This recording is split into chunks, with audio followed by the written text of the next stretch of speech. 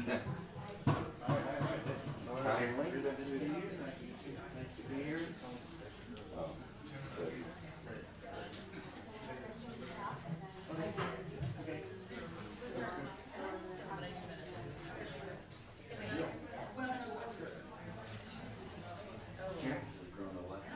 Yeah. Hi, Dave. Yeah. When's the last time you were here? I was probably 6 years ago. Oh, that's, yeah. Before I left. Yeah, you don't know how 1 year it changes. Yeah. Yeah, I know. Yeah. It's Well, like I swear that building over there.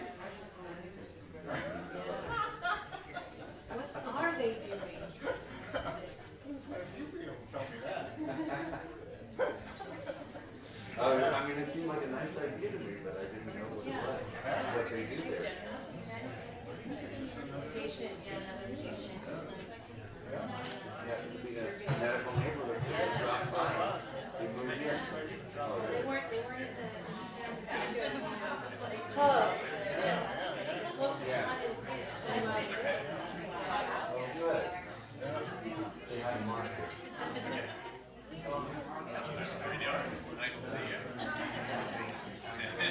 Excellent.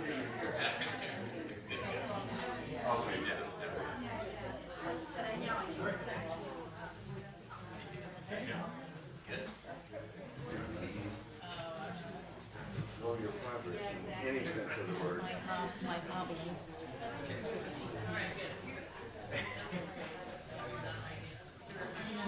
Now we've got, there's been a hospital across the street. Yeah. It's a place where I think a lot of times scientists are sort of there. And I suspect that when they see an event that's even on this campus, it's sort of like, oh, you can get there in 2 minutes. So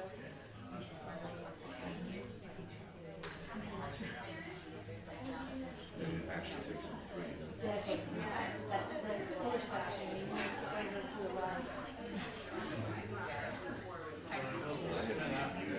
Used our GPS to make sure we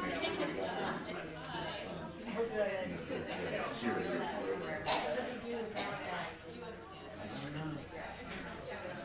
I can remember driving around blocks and things like that.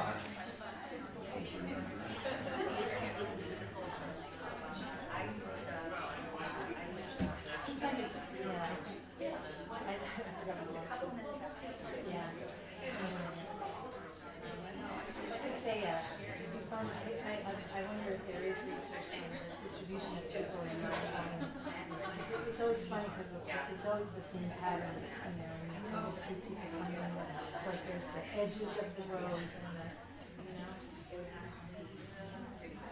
The middle fills in last. Exactly.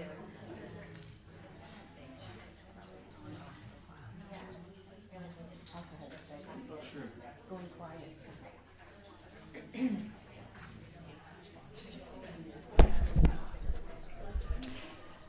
Good afternoon. We want to welcome everybody here for what I think will be a very interesting discussion about the about PCORI as an agency and about getting to know a bit more about getting funding through PCORI. We're really excited to have Joe Selby joining us, and so we not only have the insider view from someone part of PCORI, but also the insider view from several of us who are at UCSF. So welcome, and I'd like to invite Keith Yamamoto up to introduce our distinguished speaker, and I will go ahead and have Keith come join us. Thanks, Gretchen, and thanks to all of you who have taken the time to come today to get to know PCORI. Probably those who actually are in the room know that PCORI, the Patient-Centered Outcomes Research Institute, is, well, maybe you don't know that it's an independent nonprofit, but one that was authorized by Congress in 2010 as part of the Affordable Care Act. And its mission is to fund research that will provide patients and their caregivers and clinicians with evidence-based information needed to make better informed healthcare decisions, better informed on the part of the patients as the center of that. PCORI has already funded over $1.6 billion in research and related projects, including those that support the methods and capacity for conducting that research, as well as maybe my favorite element of it, which is called CoreNet, which is a national research network to harness big data and create unique partnerships to help make these health decisions better, faster, more efficient, and less costly. All of that, and the reason that I'm sure the reason that Gretchen invited me to make this introduction is that it really underscores the alignment between PCORI's work and precision medicine, whether it's precision medicine at the national scale with former President Obama's Precision Medicine Initiative, now part of the 21st Century Cures Act, written into that law, something that will continue to be funded for the next decade, or the California Initiative to Advance Precision Medicine, where we were able to convince Governor Brown of the importance of this work and put funding into it. Or, of course, UCSF's kind of all-in precision medicine program, all of which emphasize the importance of integrating and analyzing information and data and evidence across all stakeholders, absolutely including patients, and well people for that matter. And so all of us at UCSF need to learn more, understand more about what PCORI is. Yes, in part because, as Gretchen said, it's always nice to be able to tap, at least potentially tap into a new funding stream. But as importantly, to discover the kinds of research that they want to support, how their practices may differ or be similar to those that we're more familiar with NIH funding, and you'll hear that there are important differences, and how we might, as the UCSF community, help to advance that work. So to hear about all of that, I'm really delighted to introduce Joe Selby. He's the executive director of PCORI. He's the only executive director PCORI's ever had since 2011. In this day and age, in this political climate, that's saying something. Someone to have lasted more than a couple of weeks. Joe is a clinical epidemiologist, health service researcher with a 35 years of experience in patient care research and administration, and I should just say that he's, for many, many years, been a really steadfast and great friend of UCSF. He spent 27 years at Kaiser Permanente. He was just remarking about the building up the road, and the last 13 years of which he was director of the Division of Research at Kaiser Permanente in Northern California, and I had a chance to interact with him in that context, as many others of us did as well. So it's a real great partner.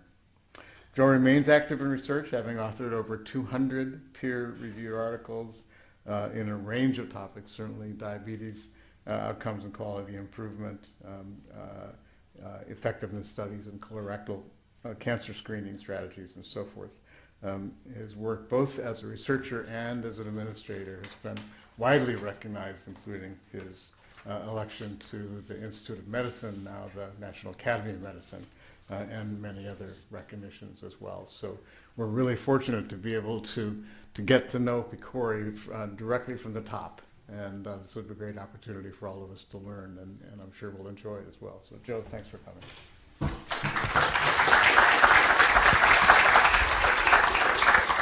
Thanks very much, Keith. And no, I'm honored to be here. And I have been here once before to talk about PCORI, so I call this reintroducing PCORI. So we have changed a lot. When you're new, you change fast, and we've changed a lot in the time that we've been in existence. So I'll try to give you an update.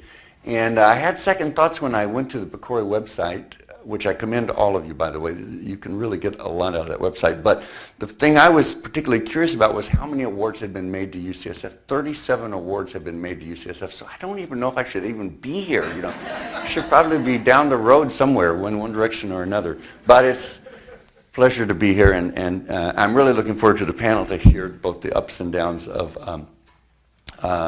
experiences as PCORI awardees, so looking forward to your comments. So I'm going to do three things, as Keith said. Thank you for that introduction, Keith. Very, very nice and right on the money to that is what I'm going to talk about. You were right. So talking about getting to know PCORI and getting some of PCORI's funding, the grantsmanship of it all, if you will. Talk about the whole idea of more efficient clinical research. There really are better ways to doing clinical research than we've done for the last 50 or 60 years. And it's not, I don't mean to say that it's PCORI that sort of stumbled on it, but we've certainly listened well to the thoughtful leaders of an effort to make clinical research more efficient, actually less wasteful. And then I want to talk about taking clinical research to scale, and that is, after all, CoreNet, as Keith mentioned also. So, but first a little prehistory. This is before President Obama was elected, really, and then as the Affordable Care Act was rolling out. So the first decade of the 20th century, costs were really going through the roof. There's been a bit of amelioration in the last 7 or 8 years, but costs were rising rapidly. Quality of care was not improving. There was a lot of concern.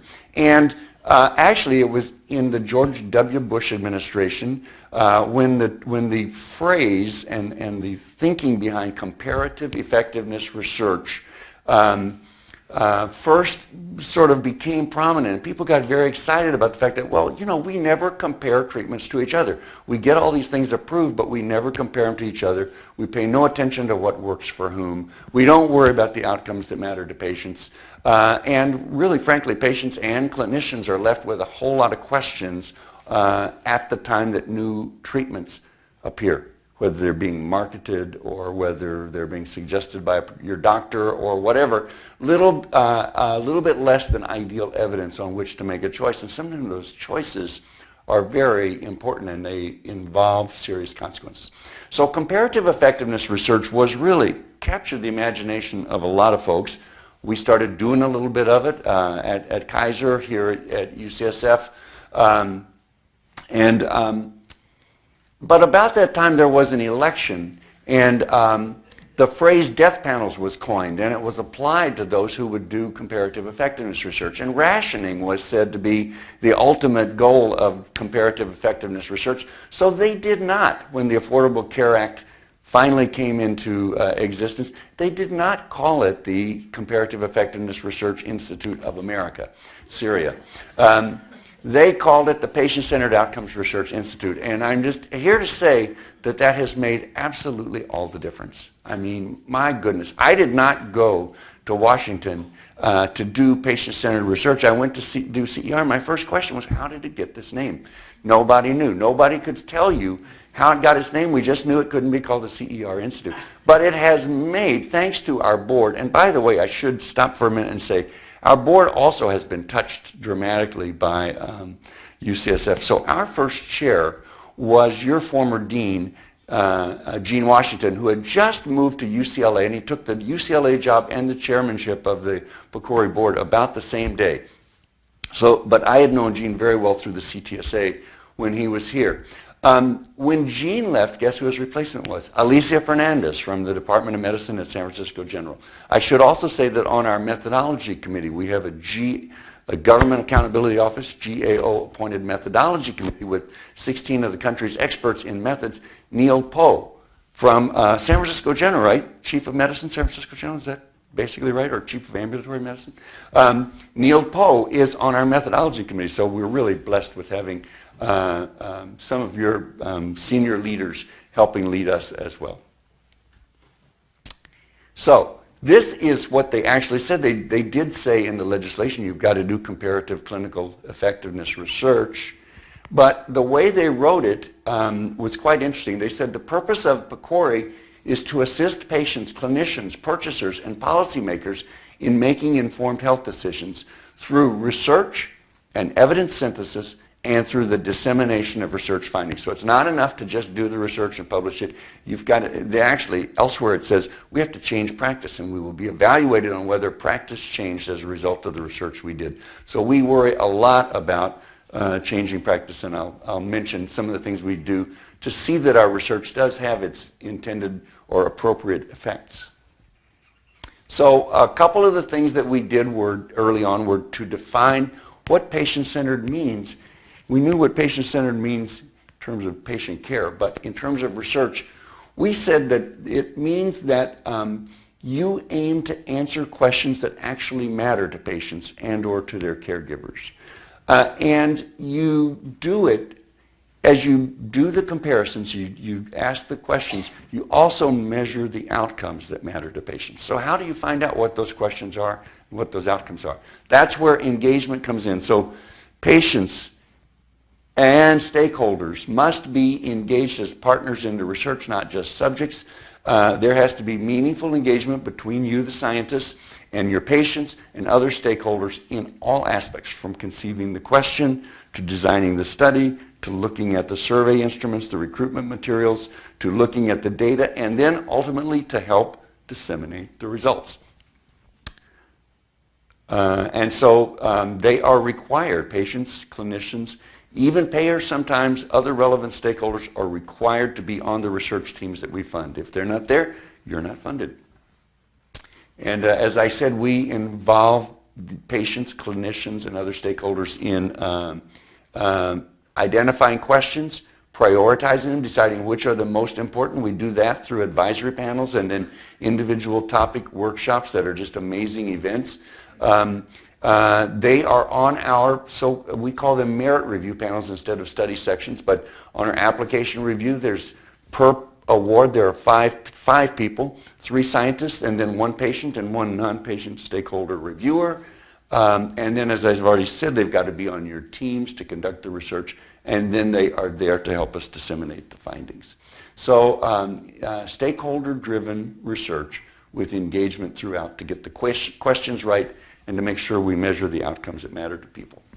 So this is just an example of a study I really like. This is from Duke. It was a very large study of patients with atrial fibrillation who had had a stroke.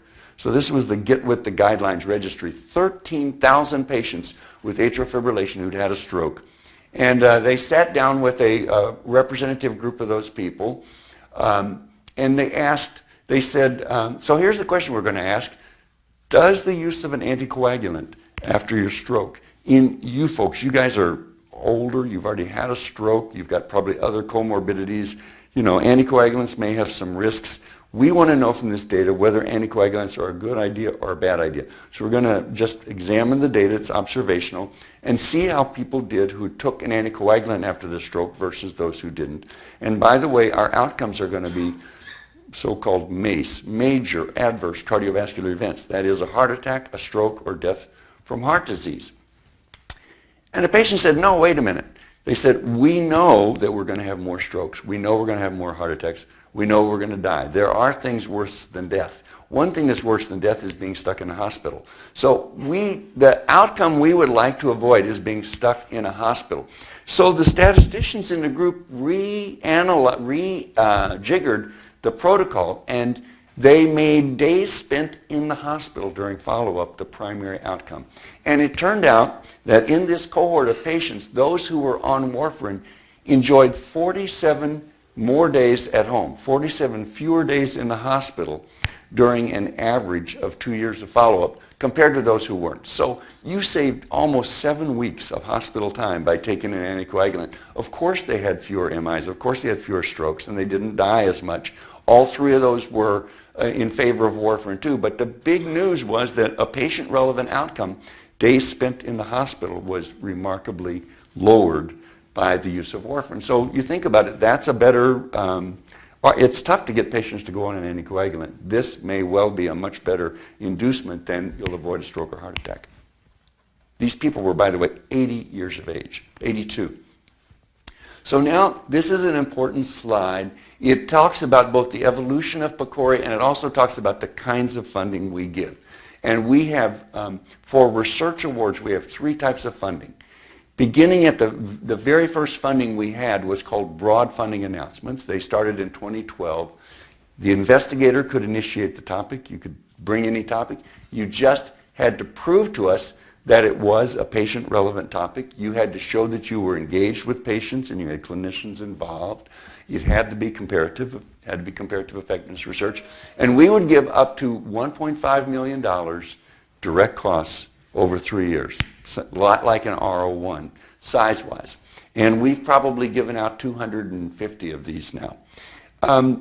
But we always knew that we wanted to begin to get more targeted as our own engagement with patients and other stakeholders picked up. We knew that we wanted to have some special topics, and those began in late 2013, and they were called the targeted announcements, and they were much bigger. They could be 20, they could be $30 million, and I'll show you a list of some of them. But this had to be the product of those workshops I mentioned where we honed the topic as much as we could, and then we wrote an announcement, maybe one, maybe two, maybe three awards, but tend to be very large, longer, up to 5 years in length. And then a couple years later in 2015, we introduced a third type of award, and they're a bit of a hybrid. They can be either stakeholder-initiated or investigator-recommended topics. We have a lengthy list that we put out every time we put out this announcement. And you can actually address a question on our list, or you can bring us another question. You have to prove to us that this is a crucial question from the point of view of patients and other decision makers like clinicians. And for this you can get up to $10 million in direct costs. We call these pragmatic studies. In truth, everything we fund is pragmatic, meaning that it's based in real world settings. But those are the three awards, and I'll show you now.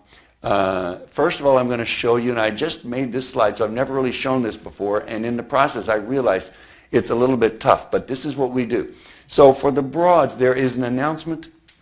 We have letters of intent or letters of interest, as some of you know. So you don't take your time to write an entire application. You send us a 4 to 5 page letter of intent. And there's a letter of intent due date in February, and there's a letter of intent due date in October. So twice a year, and we tend to fund, somewhere between 15 and 20 each time.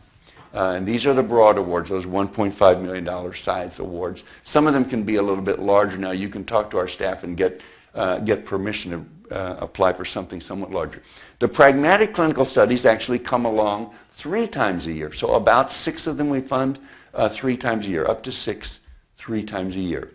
And we try to tie the targeteds to those same 3 dates, but once in a while we'll have one that's off cycle, so we may even have more, so you just have to watch the website for those. We actually accomplish everything in somewhat less time than NIH. So we put out an announcement, and within 9 weeks the letter of intent is due. But unless it's a targeted announcement, you've known for some time that this was coming. So it's not like you only have 9 months. But the online system opens. You have 9 weeks to prepare your letter of intent. In 5 weeks, we determine whether we're going to accept your entire application, and then you have another 2 months to finish that application. So all told, you have 17 weeks from the posting to the date that it is due. Now, I will say that with the targeted announcements, because that may come as a little bit more of a surprise to you, exactly what the topic is, we also do a pre-announcement. So as soon as the board approves this, usually 3 to 4 weeks before the announcement gets posted, we post a pre-announcement. So you really do, I don't know that there's any substitute for just watching the website for those. Or listening to our board meetings. And then the rest of the process, the preliminary review and the merit review gets done in really somewhat shorter order than at NIH, another 9 weeks then to the earliest project start date. So that's well under a year from the posting to the start date of the award. I'm going to show you in short order 3 broad studies that have been completed and published, because they give you, it's interesting. When I saw these, it really struck me as interesting. I know there's probably some pediatricians in the audience here. This is a story of PICC lines versus oral antibiotics when you discharge children after serious hospitalized infections. So 3 different studies. This was a natural experiment based on the fact that among 32 children's hospitals there was wide variation in whether PICC lines were used 100% of the time, 0% of the time, or somewhere in between. So 32 hospitals with beautiful variation.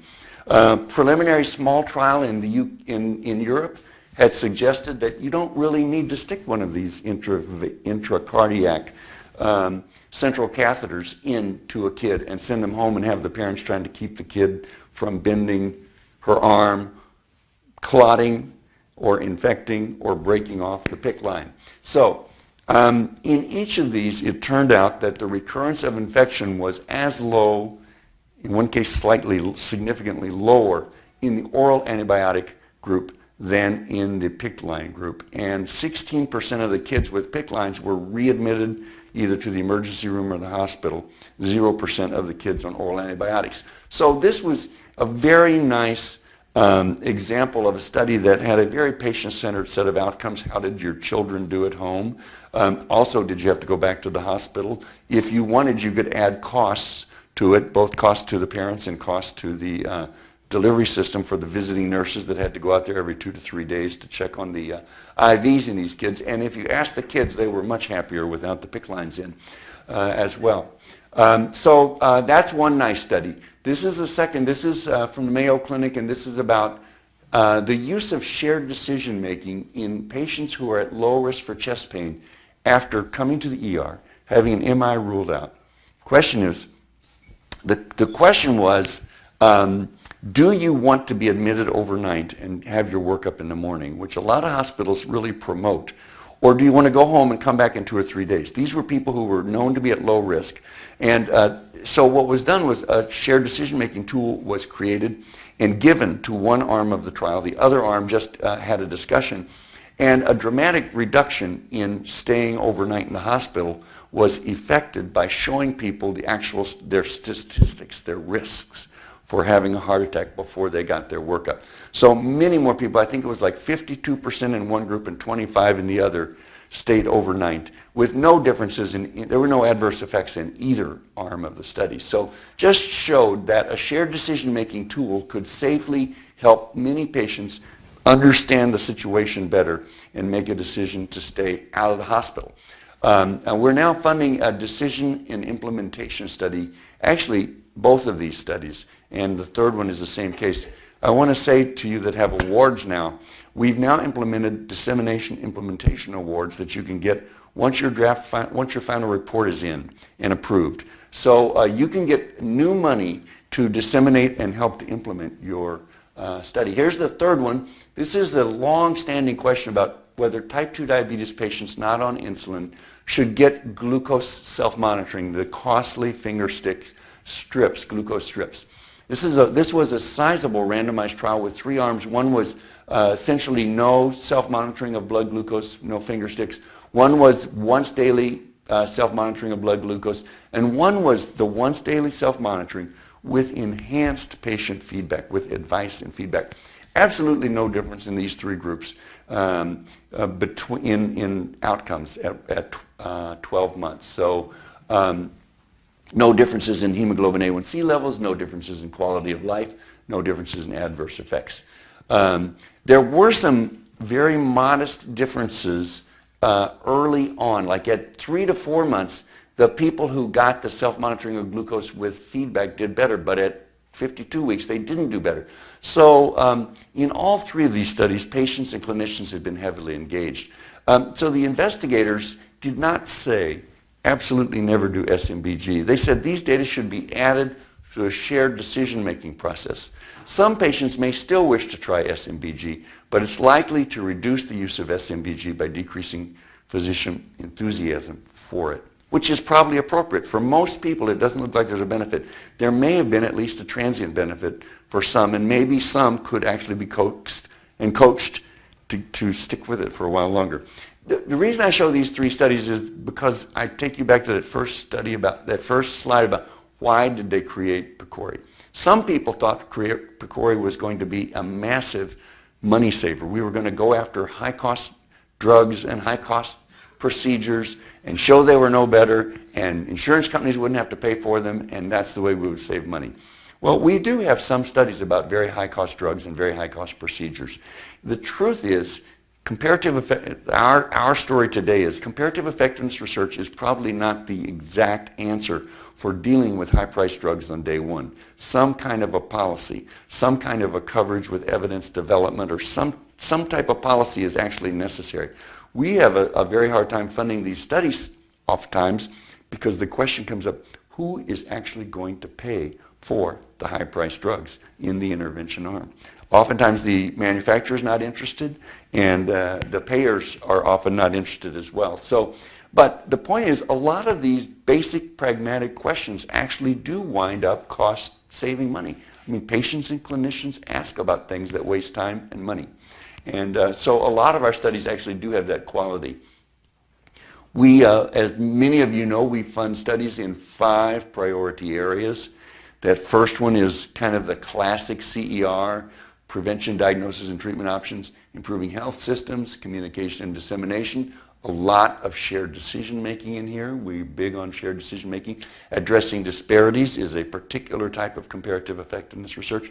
And then accelerating patient-centered research and methodologic research. So here's just some examples of our targeted announcements. These are places where we hammered out with a large multi-stakeholder group what are some of the key topics that we should be looking at. And I'll just show you one to just reinforce what I said. The comparative effectiveness of new treatment options for hepatitis C. So this is a head-to-head study of the 3 available oral direct-acting antiviral hepatitis C agents. This is another one comparing novel oral anticoagulants. One study I think is with warfarin. Some of the newer treatment options for treatment-resistant depression, including electroconvulsive shock and magnetic, can't remember what exactly it's called, the magnetic stimulation, thank you. Disease-modifying therapies for MS. So you see, we do actually have some of these, but guess what? They're going to take 3, 4, 5 years to do. So they're not going to answer the health plan, the payers, or the patient's worries about the price on day one. Meanwhile, we're doing a study that's been around for 30 years or more, back surgery versus conservative therapy in chronic low back pain. So some really pragmatic, important questions. We're doing a lot in opioid use and a lot in, and now some interesting work on care transitions in sickle cell disease. So some of this is really pragmatic, but not that sort of cutting-edge, high-cost therapies that people thought. Now here's some of the pragmatic clinical studies. So these are they can often be investigator-initiated, but these are some of our most classic CER, I'd say. So proton beam versus photon beam radiotherapy for breast cancer. And the outcomes are cardiovascular disease as well as breast cancer recurrence. Regional versus general anesthesia in elderly people who fracture their hip. Genetic testing, this is right here at home. This is Laura Esserman's wisdom study of using genetic testing and shared decision-making to guide the frequency of mammography screening. It's thought that you will wind up with less mammography screening in a large population of women from 40 to 75, but it will be more targeted to women who are at higher risk. And so the question is, how do they do?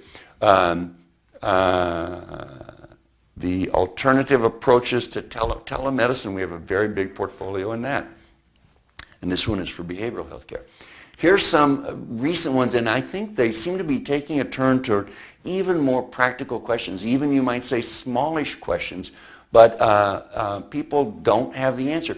Is it a good idea to start prophylactic swallowing training for patients before they start receiving radiotherapy for head and neck cancer versus waiting till they have dysphagia and then training them to swallow?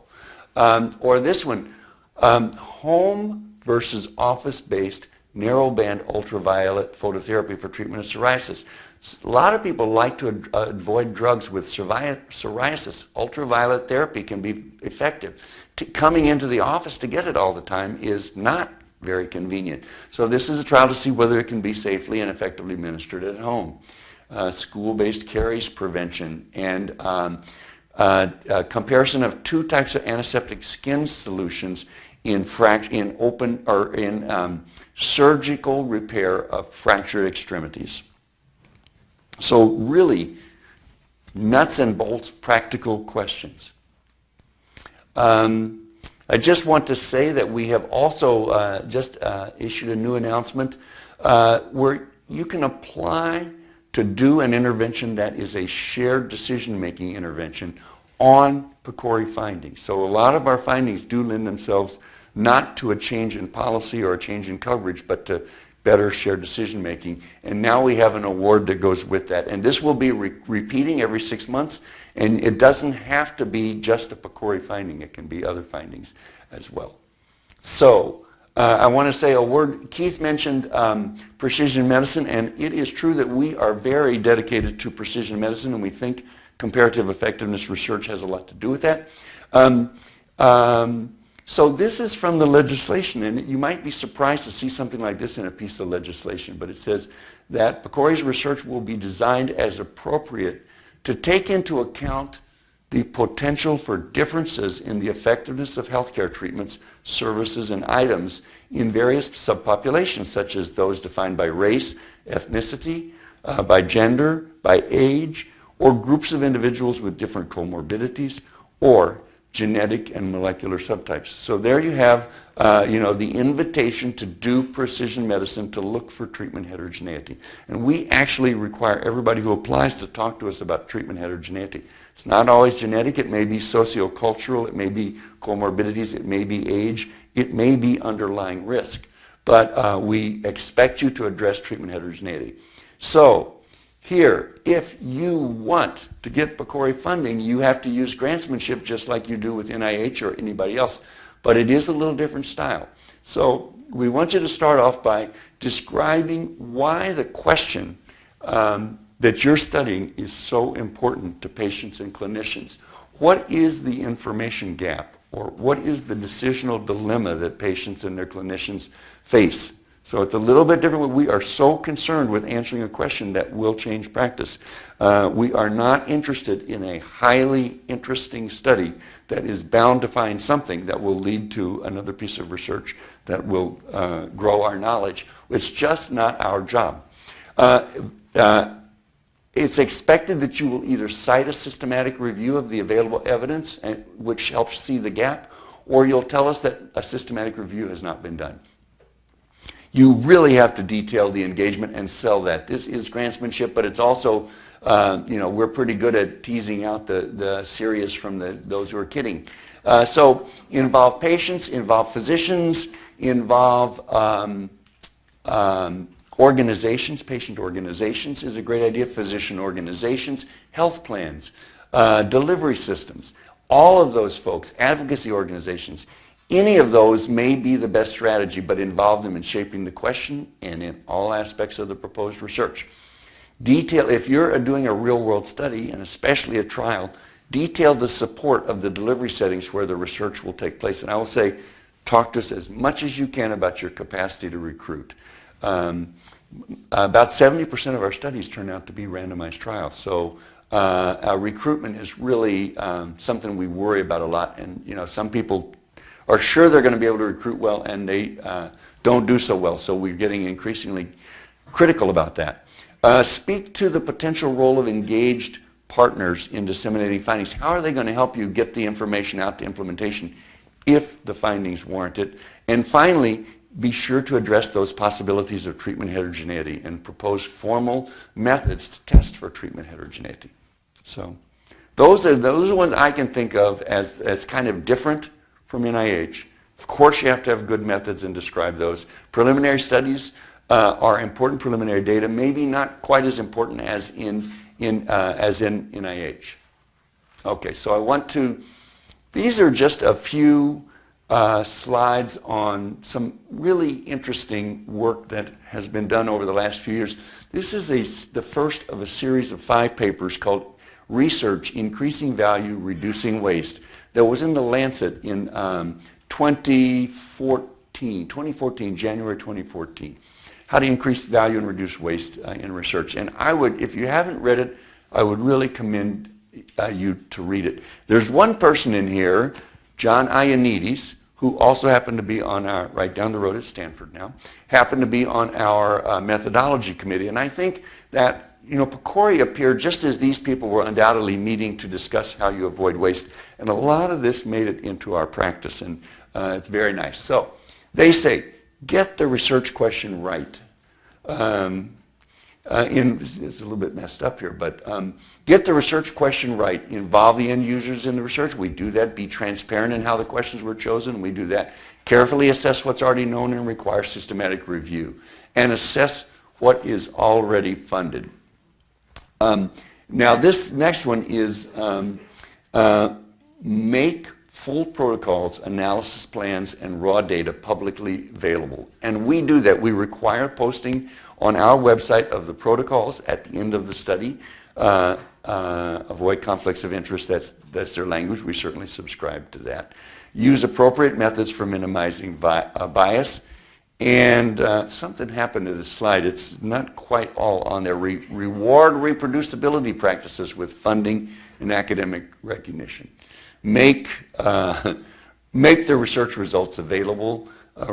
Reward full dissemination of research findings, and I've told you that we do that. Develop standard for the content of study protocols. I don't think we've done that well yet, but we certainly have for data sharing procedures. And endorse and enforce study registration policies. So you must register your project on clinicaltrials.gov and or HSR Proj. So every PCORI study is registered on one or both of those. And when your results are in, part of the closeout is for you to put your results tables onto clinicaltrials.gov. And another one, which is, these are really messed up, but the things in color are what they said. And the fifth one was build a reporting infrastructure that supports good reporting and archiving of results. So this is what we do, and I'm glad this is not messed up. So the first thing we do is we require peer review of your final reports, and then we publicly release the research findings. So as soon as you get funded, you have to register your projects. You have to submit the results to ct.gov. You submit a draft final research report completed no later than 12 months after the primary completion date, and we put it through a formal peer review process, and we post the full final research report peer reviewed no later than 12 months after that is accepted. So that could be up to 2 years after your final your primary completion date. We hope that both parts of that are much quicker than 12 months. So you will be able to actually search in PubMed for your final reports on PCORI's website. We also have an open access policy, which means that you must deposit your final accepted manuscripts in PubMed Central, and that we will work to ensure and even pay for open access to your primary publication. So you get something published in a journal that's not open access, we'll pay them to make it open access. And then we have a draft data sharing policy. So for the bigger awards, particularly the pragmatics and the targeted studies, you should expect that we may well ask you to share the data. So we require posting of initial and final study protocols. We require you to prepare for data sharing, and we will require deposition of selected complete data packages in a repository. We have a pilot underway right now to try to identify, this is complicated stuff, and nobody's really mastered it yet, and we're still learning how to do data sharing of this type. But we are testing 3 different repositories with 5 of our early projects, the results, and we will, after that, we will finalize a draft data sharing policy and put it out, and PCORI will be known for its data sharing approach, for being in the vanguard, I think, of data sharing activities. So now to wrap this up, I want to talk about something that is near and dear to our hearts, in part because we've spent about $430 million on it. So we're in the process of spending. It's not all spent yet, Mark. But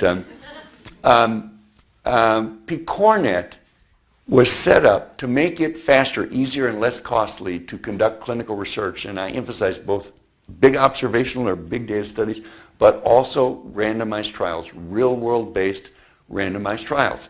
That is now possible by harnessing the power primarily of electronic health record data, but also numerous other sorts of data, and patient partnerships, and by making contracting negotiations, IRB approval, and oversight more efficient. The plan is to embed that research within healthcare delivery systems and use the data and research findings, among other things, to facilitate health system improvement and practice change within those systems.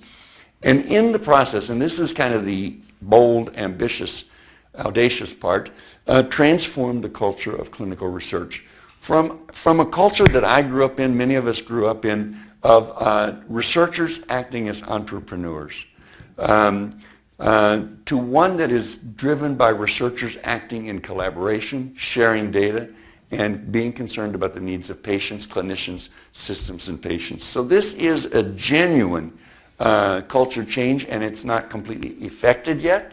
CoreNet is among those, I would say, struggling to kind of help people see a vision of a different way to do research in this country. It starts with a community of research by uniting people, clinicians, and the delivery systems that they get their care in. There are 20 patient-powered research networks, and I would define a patient-powered research network as a group of patients partnered with researchers. Typically, they're patients with a single or closely related set of diseases like rare epilepsies, for example. 20 of those patient-powered research networks, and I'll show you them in just a minute. 13 clinical data research networks. These are systems-based research networks, usually multiple systems, each with electronic health record data. Each one of these CDRNs has at least 1 million persons, the electronic health records of at least 1 million, and really I don't think there's anybody with less than 5 or 6 million. And together that creates something that doesn't show up, PCORNet. PCORNet, these are the CDRNs, and you will see that there is one that involves 5 University of Californians. It's called PScanner. Lucila Ono Machado at San Diego is the principal investigator, but Mary Woolley is the PI here, if I'm not mistaken. And so that's one of the clinical data research networks, and you'll see the City of Chicago, a large network of children's hospitals called PrideNet, Kaiser nationally, much of the state of Louisiana, the area largely around Louisiana, New Orleans, Baton Rouge, Mayo Clinic, a huge network in the upper Midwest, a very large network of federally qualified health centers, the City of New York, the academic centers in the City of New York and the City of Chicago. Just a lot of academic sites, a lot of sites that overlap with CTSAs. 59 of the 62 CTSAs are on campuses that also have PCORNet. So we work very closely with NCATS and the CTSAs to make sure that what we do is not duplicative, not competitive, but complementary and supportive. These are the patient-powered research networks, and familial breast cancer, arthritides, rheumatoid arthritis, Alzheimer's, Crohn's and colitis. The one at UCLA is a community-based, it's an impoverished community with mental health problems. Genetic Alliance, and then the two in red. One is Healthy Heart Alliance, and Mark Pletcher right here is the principal investigator of a patient-powered research network dedicated to cardiovascular diseases. And not everybody has cardiovascular disease. A lot of people are just wanting to prevent it. And PrideNet, which is Mitch Lunn. I don't think Mitchell is in the audience, but I'm sure many of you know Mitch Lunn. Heads PrideNet, which is the second PPRN that's based here at the University of California, San Francisco. PCORNet at this point consists of 130 health systems grouped into those 13 networks. 80 data marts. So some of the health systems actually pool their data into a single data mart. So there's, instead of 130 data marts, there are 80 data marts, and they have standardized data. So they've converted their data to a common data model so that you can write a program and run it and extract or analyze data in these 80 sites, the same program. Over 100 million patients have records in PCORNet. 110, in fact. We've also started, and this is again about changing the culture, we have started collaborative research groups, and there's the titles, and a variety of topics, and the point there is that we're trying to bring researchers from across CoreNet from a variety of academic campuses together to work on a particular topical area to ask the question of how can we use CoreNet to conduct our research. So again, I will point out that there's a cardiovascular health collaborative research group. Mark is there. There's a health disparities collaborative research group. Mitchell is there. There is a hospital medicine collaborative research group. And I'm sorry I didn't get his name changed to red because I just learned about this. Andy Auerbach is there. Mary, are you on one of these? No? Okay, good. So that is one of the ways that we are trying to change and begin using CoreNet for research. Right now there's about 35 funded awards from NIH, CDC, AHRQ, and the majority, of course, from PCORI, active and operating in CoreNet, with many more getting ready to start. This is a very pragmatic trial. It asks the simple question of what's the right dose of aspirin, a child's aspirin, a baby aspirin, or an adult aspirin, for people who have cardiovascular disease and want to prevent more of it.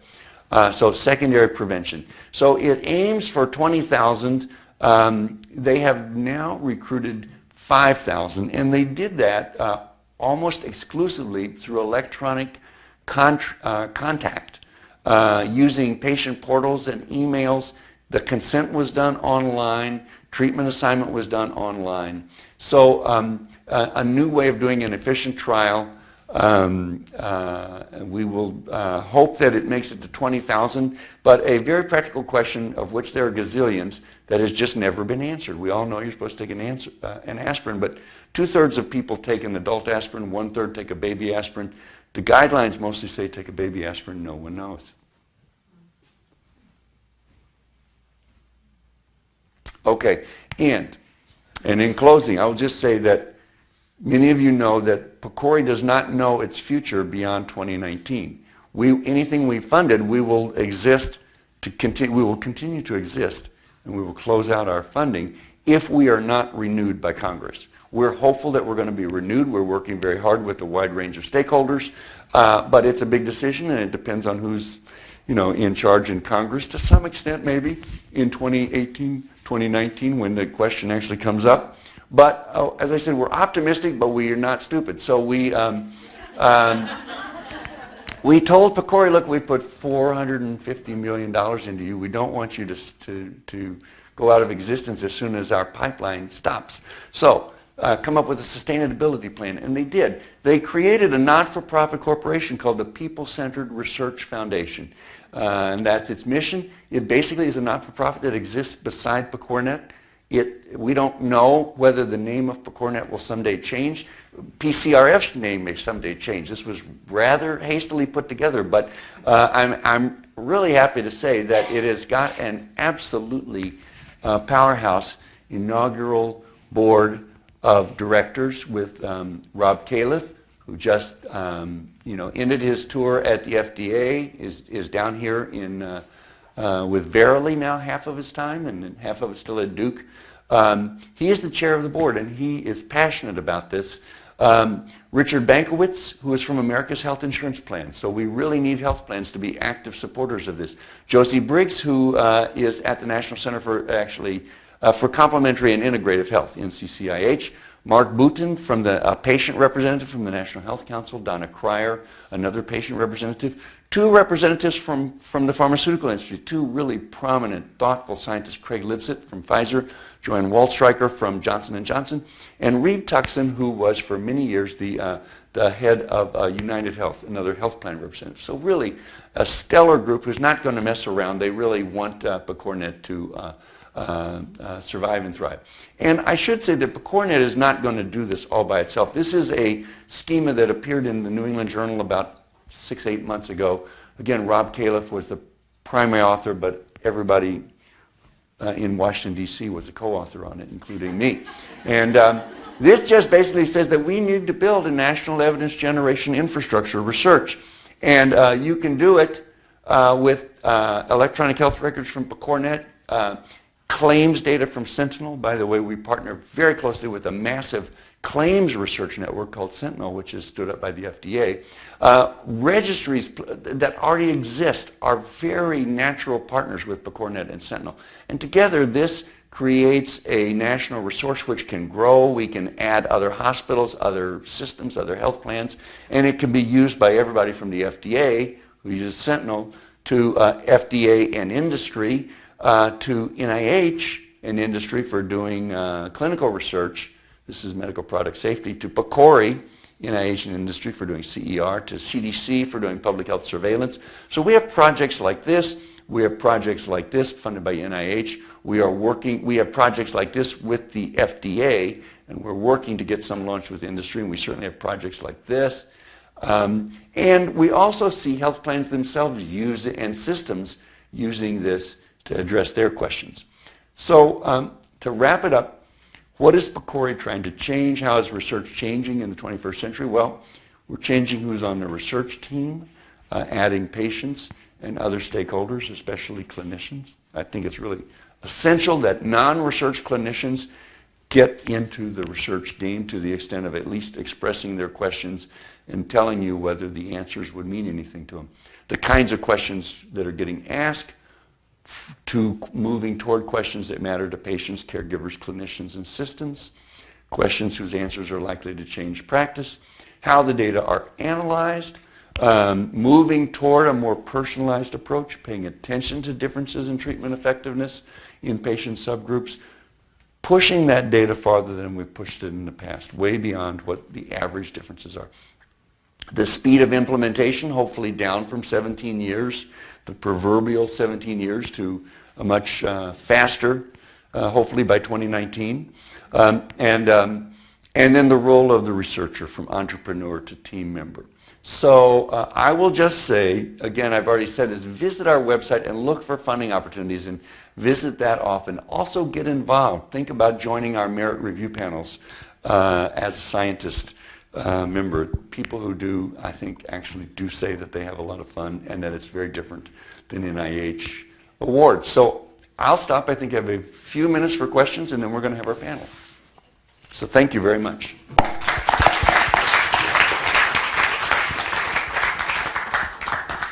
So we have some questions, or some time for questions for Joe.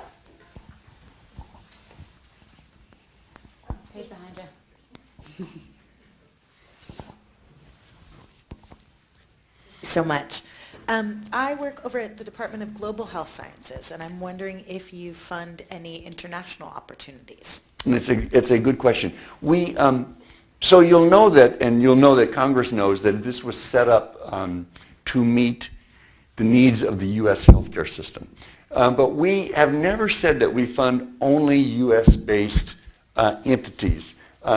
We have a policy that we're refining, but we've always said if the study